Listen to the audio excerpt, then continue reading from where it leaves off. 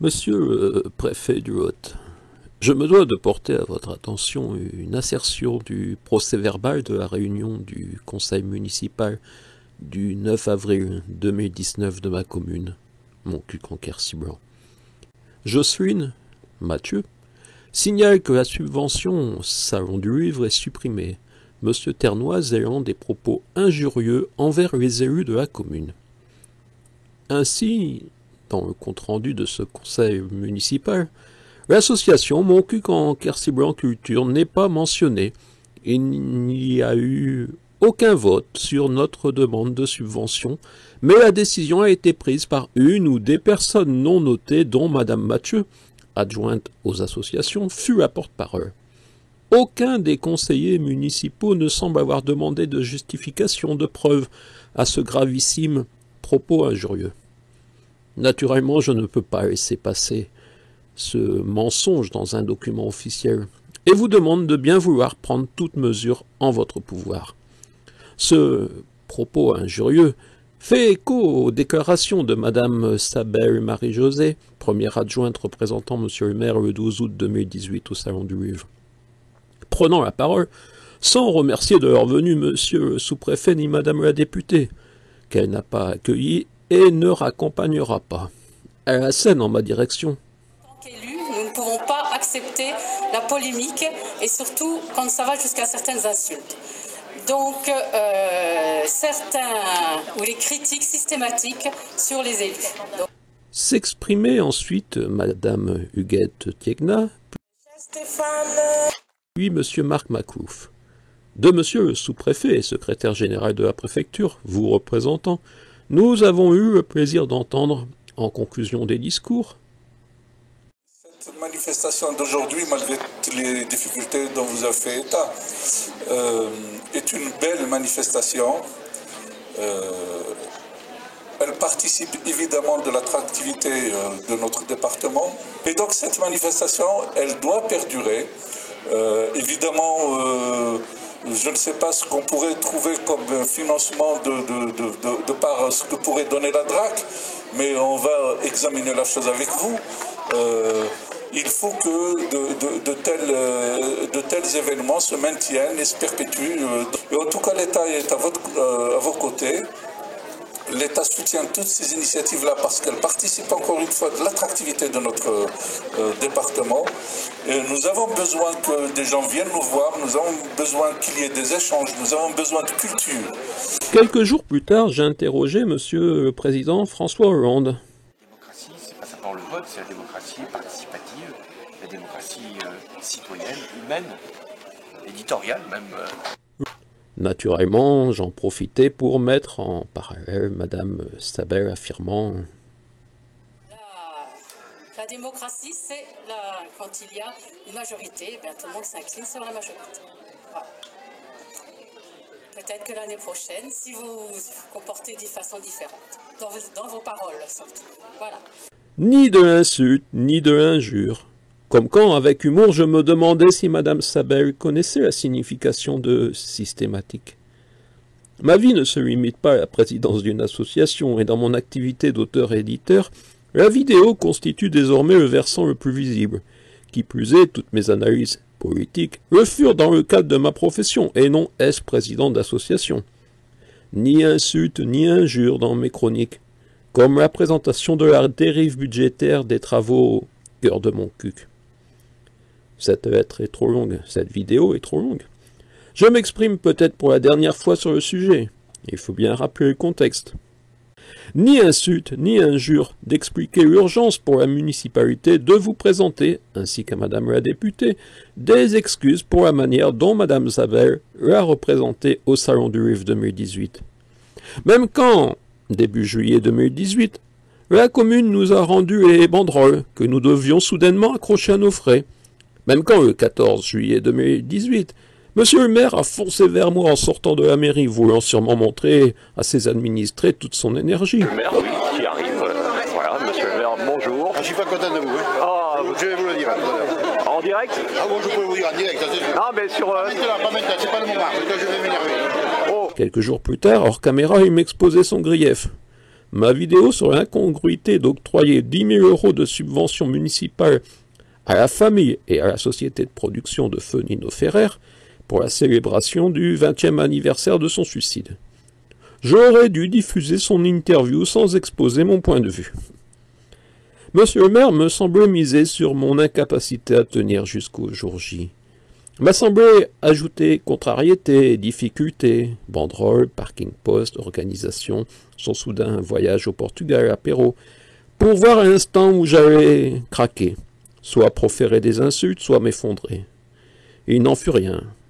Il me savait dévasté par le deuil. Elle fut remarquée l'absence d'officiel considéré proche de M. Alabarde. Monsieur le député Aurélien Pradier s'excuserait par SMS à 17h10, retenu aux festivités de la Bastide-Murat. Madame Maryse Maury et son colistier, Monsieur Marc Gastal. L'hypothèse qu'ils furent encouragés à s'absenter est peut-être plausible. Insultes et propos injurieux. J'ai l'impression d'observer l'application à un administré du populaire. Quand on veut tuer son chien, on dit qu'il a la rage. Ni insultes, ni injures, même en déplorant que la commune n'ait toujours pas rendu à l'association les kakémonos. On peut désormais parler de confiscation? Malgré le deuil, malgré les difficultés physiques, j'ai assumé, soutenu par de rares proches et des auteurs. Fin septembre 2018, j'étais hospitalisé une semaine, puis en convalescence, avant une nouvelle hospitalisation en avril 2019, dont la convalescence n'est pas totalement achevée. Ainsi, je ne me suis donc pas exprimé ex-président de l'association. Mais j'étais en mesure d'assumer la 4e édition. Sa renommée facilitant les choses. Les demandes de participation foisonnent. Jérémy Bosson, lauréat du premier prix littéraire de l'année, m'avait donné son accord pour être invité d'honneur.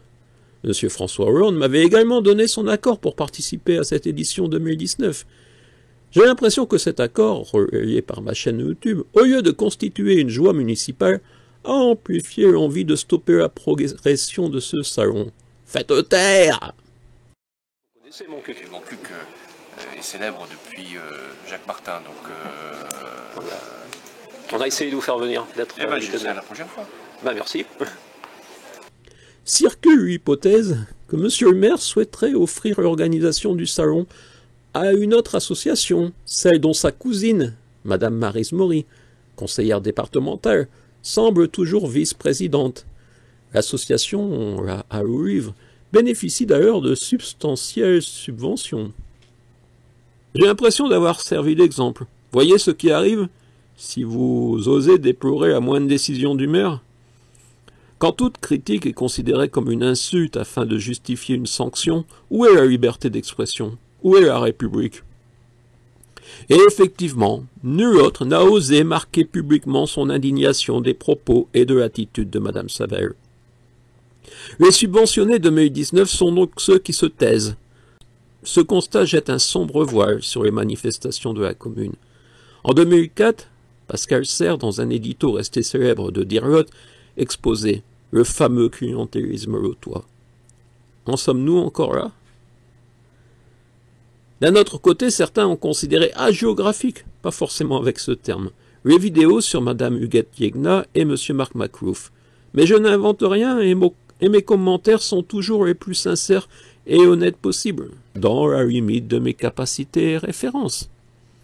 Naturellement, cette lettre est diffusée en vidéo. Ainsi sera officiel le report du 4e salon du livre de Montcuq en Quercy-Blanc. Une conséquence inévitable de la volonté municipale. Report à une date impossible à deviner. Je terminerai en reprenant les propos de Madame Catherine Ferrier, ex-préfète du Lot, dimanche 14 août 2016, lors de la première édition. La France, c'est la liberté d'expression, de pensée. C'est une magnifique démarche citoyenne. En plus, par rapport au thème, le livre vous est cher. En tant que représentant d'État, je dis que le livre est indispensable. Les dictateurs, quand ils arrivent au pouvoir, brûlent les bibliothèques. C'est simple. Il suffit de se souvenir de ça pour comprendre à quel point le livre est important. Le livre émancipe, le livre fait grandir. Le livre incite à réfléchir, à comprendre.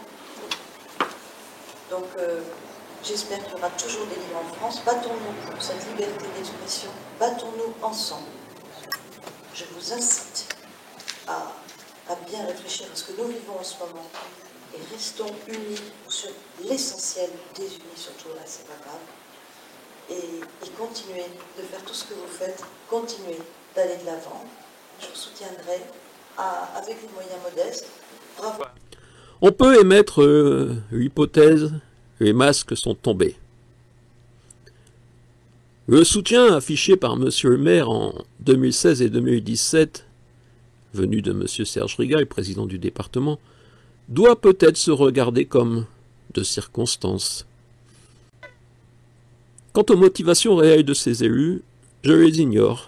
Peut-être simplement garder leur place le plus longtemps possible, en décrédibilisant toute parole cohérente et en décourageant toutes les velléités des administrés. Ces élus pensaient peut-être me fâcher, me mettre en colère, mais ils ont terni un peu plus l'image de la commune. Ce salon du livre constitue pour moi un neutre préférable. Je l'avais exprimé, si les conditions municipales et de santé sont remplies, j'assumerai, pour une certaine idée de la littérature, pour la possibilité d'offrir à 40 écrivains une visibilité locale et mondiale, grâce aux vidéos, aux interviews. Avec les autres membres de l'association et proches, nous n'avons pas souhaité rechercher un asile littéraire dans une commune voisine. Nous avons le sentiment d'avoir fait ce que nous pouvions dans cette commune nouvelle. Je témoigne. Je crois que l'écrivain n'a d'autre utilité que de témoigner. L'imagination, que ce soit en vidéo, en texte de chanson ou en bouquin, roman, essai et compagnie, je témoigne de notre époque. Si certaines sont indisposés par mon témoignage, c'est sûrement qu'ils se sont reconnus. Ma vie se limite désormais au deuil, la lecture, l'écriture, la vidéo, la convalescence et quelques proches, et des petites choses. Veuillez agréer, monsieur le préfet du Lot, l'expression de ma considération distinguée. Veuillez agréer, chers internautes, chères Françaises, Français, chers francophones, mes remerciements d'être arrivés au bout de cette vidéo, et n'hésitez pas à réagir, je sais que vous ne serez pas forcément nombreux à écouter, à regarder l'intégralité, et encore moins à réagir, mais c'est ainsi. Il faut parfois oser pour réagir.